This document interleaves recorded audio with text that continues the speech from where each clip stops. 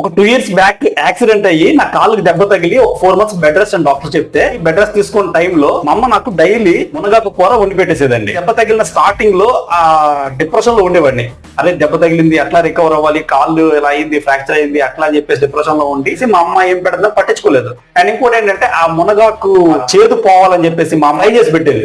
So నాకు taste తెలిసేది కాదు. ఒక రోజు నేను మా అమ్మని అడిగాను, అమ్మ ఏంటమ్మా ఇది డైలీ పెడుతున్నావు ఏంటిది అని అంటే, నాన్న ఇది మునగాకు అని అనింది. పథకాల మనుషులాగే చెప్తా ఉంటారు. సో నేను కూడా పెద్ద పట్టించుకోలేదు, తినేసేవాడిని. రీసెంట్ గా నేను డ్యూటీ కోసం వెళ్తున్నాను, ఇప్పుడు ఆయన మొలక చెట్టు ఆకులు కోస్తున్నాడు. అడిగాను దేనికోసం ఇదంటే, రొటీన్ గా డైలీ కూరలు ఎలాగైతే మనకి కాయగూరలు వాడతామో అదే విధంగా ఒక వీక్లీ ఇది మాకు ఒక కూరలా వాడుతాను. దీన్ని షాక్ అయ్యాను.